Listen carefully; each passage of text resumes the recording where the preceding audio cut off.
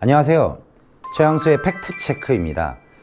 이번에는 최근에 부동산 관련해서 이슈가 상당히 되고 있는 분양가 상한제에 대해서 알아보려고 하는데요. 일반적으로 공공택지지구 같은 경우에는 이미 분양가 상한제를 실시를 하고 있거든요. 여기에 맞춰서 민간택지지구까지 분양가 상한제를 국토부가 실시하겠다. 분양가 상한제를 민간택지지구까지 확대를 하겠다라는 것에 대해서 제 나름대로 생각하는 정부의 어느 정도 인식은 이렇지 않을까 싶어요. 2017년 8월 2일부터 굉장히 다양한 부동산 규제책, 부동산 가격 안정화 대책을 이제 쏟아냈잖아요. 그래서 약 한 2년 정도의 노력을 한 결과 부동산 가격이 어느 정도 안정화됐다라고 생각을 하고 있는 와중에 다시 또 시간이 좀 흐르고 지나니까 뭐 서울 또는 강남 지역을 위시로 해서 가격이 다시 반등한다라는 듯한 그런 인상, 뭐 매물이 좀 어느 정도 실종이 됐다 이야기하고 있잖아요. 물론 공급에 대한 규제라든가 이런 부분들 때문에 희소성의 원칙이 발효가 돼서 그런 측면들도 있겠지만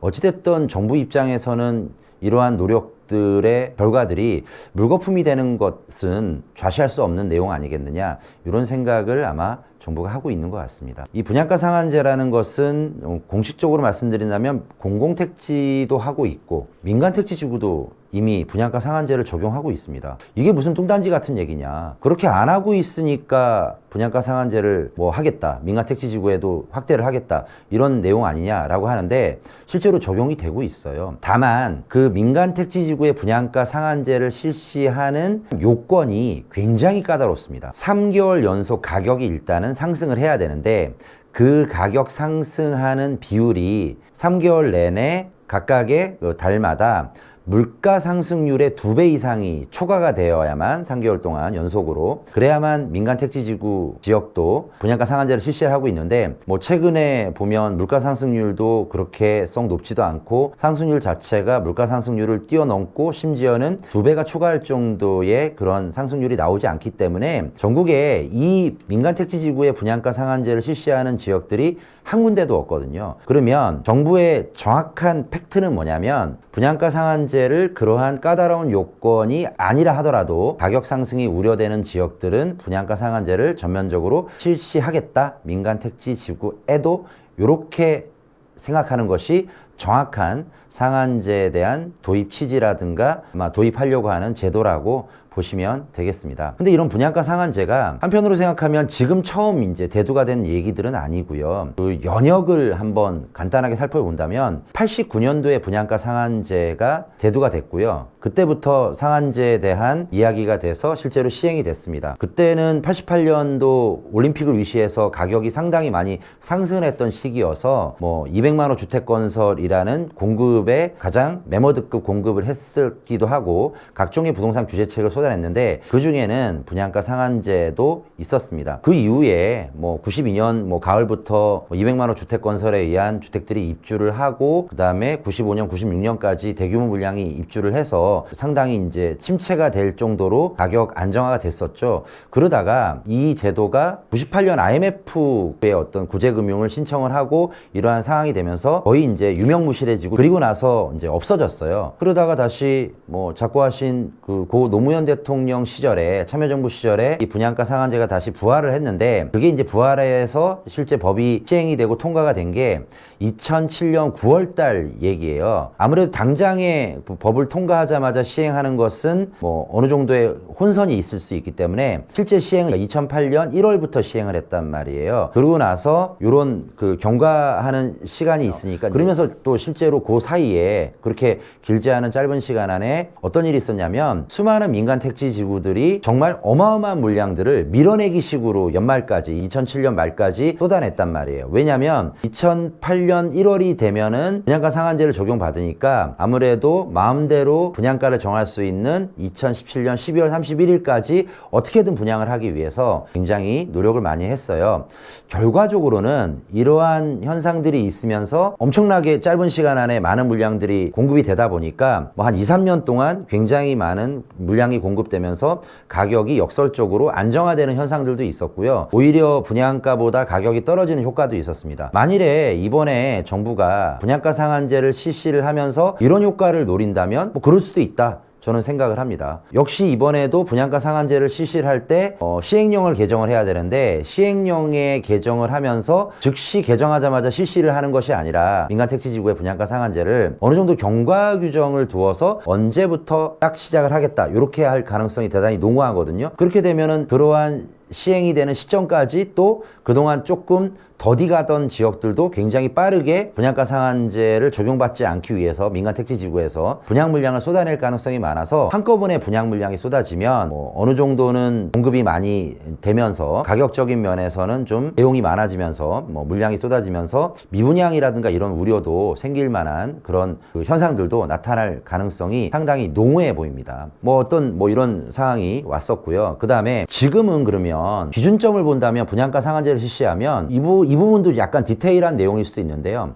어떤 시점을 기준으로 하는가. 일반적으로 분양가 상한제를 민간택지지구까지 확대하는 것은 주된 지역적인 타겟은 아무래도 서울 지역 아니겠습니까? 서울 같은 경우에 민간택지지구가 있다? 한번 생각해 보시면 그렇게 많을 것 같지 않잖아요. 대규모로 3기 신도시 발표한 지역들처럼 그린벨트를 해지를 해서 수용을 해서 택지를 원래 집이 없던 지역에 공급을 하는 것도 아닐 것이고 그러다 보니까 서울에 있는 민간택지지구라고 한다면 거의 100% 재개발 재건축 지역이란 말이에요. 그러면 이런 재개발 재건축 지역 같은 경우에 민간택지지구의 분양가 상한제가 실시가 되면 그냥 쉽게 생각하면 철거하기 일보 직전에 하는 게 관리처분계획 인가다 생각하시면 되시겠습니다. 때를 아마 기준으로 해서 시행일과 한번 비교를 하는데 이렇게 되면요 어떤 현상들이 또 예상이 되냐면 민간택지지구의 분양가 상한제를 실시하는 이슈가 된다라고 하면 이미 그런 실시하는 그날 이전에 관리처분계획 인가를 기존에 받은 지역들은 반사이익이 있을 거라고요. 아무래도 그런 지역은 상한제하고 상관이 없는 지역이 돼버리는 거잖아요. 아슬아슬하게. 그러면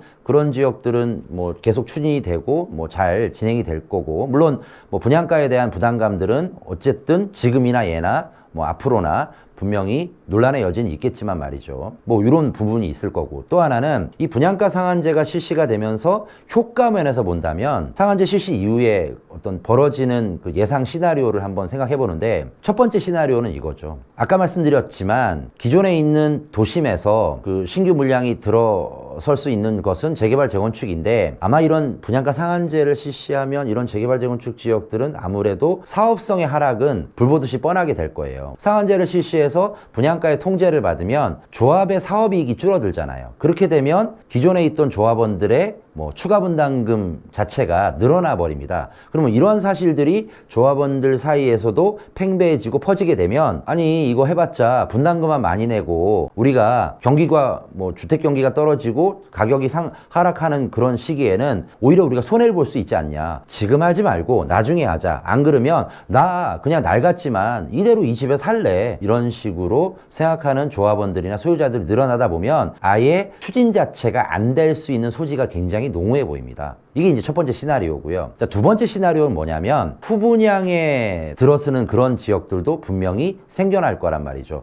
이 후분양이 뭐냐면 상한제를 적용받는 이유는 뭐냐면 허그라고 하잖아요. 구주택보증공사가 있는데요. 거기에서 보증을 해줘야만 당연히 시공사를 선정해서 아파트를 지을 수 있는 그러한 요건이 되는데 만일에 후분양을 실시를 하잖아요. 그러면 선분양에 따른 허그의 그 분양 보증을 안 받아도 되기 때문에 분양가를 갖다 자율적으로 또 할 수 있습니다. 근데 이 후분양이 반드시 장점만 있는 건 아닙니다. 왜 그러냐면 후분양을 실시하게 되면 거기에 따라서 당연히 초기부터 자금이 들어오는 것들이 봉쇄가 되잖아요. 그러다 보면 금융비용이 상당히 늘어나게 됩니다. 중간에 또 금융비용뿐만 아니라 기회비용도 늘어나니까 당연히 후분양에 따른 사업의 리스크도 커지고 대신 다행히 어떤 후분양을 잘 해서 끝까지 잘 간다라고 한다면 나중에 후분양이 되는 시점에는 굉장히 높은 금액으로 분양이 가능하기 때문에 조합원들의 분담금이라든가 이런 것들은 좀 줄어들 가능성은 상당히 높습니다. 물론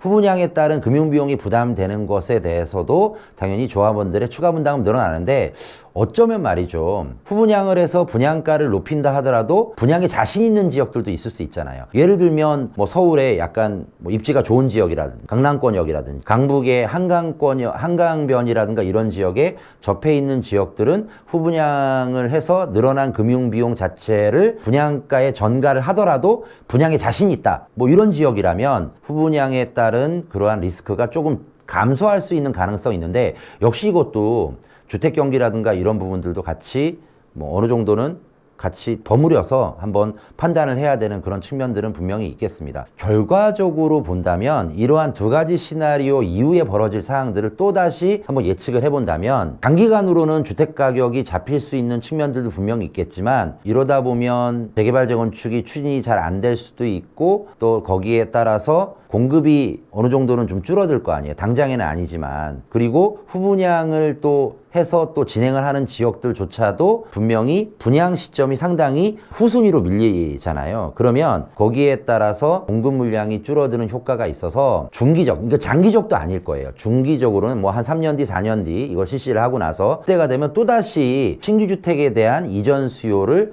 충당을 하기가 어려운 시점이 올 수도 있습니다. 그 시점이 됐을 때 좀 더 주택 경기가 안 좋아지고, 주택 전체에 대해서 수급, 즉 공급과 수요만 따질 것이 아니라 경제 성장률이라든가 고용이라든가 소득 증가라든가 이런 부분들도 함께 어울려서 봐야 되기 때문에, 그런 부분들이 굉장히 안 좋다라고 한다면 아무리 신규 주택을 이전하려고 하는 수요가 존재한다 하더라도 가격이 오른다? 이렇게 꼭 단정할 수는 없습니다. 뭐 이런 측면들을 어느 정도는 좀 잘 살펴봐야 되는 그런 부분이고요. 분명한 것은, 결론적으로 말씀드린다면 직장과 주거가 근접한 지역 내에, 서울이라든가 뭐 수도권 지역 또는 비수도권 지역의 광역시 지역에 뭔가 입지가 좋고 직장이 많은 지역, 직장이 접근이 가능한 용이한 지역들 같은 경우에는 공급이 줄어나는 현상들은 분명히 있을 것 같아서 약간은 단기 처방적인 성격은 있다. 그럼에도 불구하고 정부 입장에서는 단기적으로도 집값이 상승하는 것들을 좌시하지 않겠다.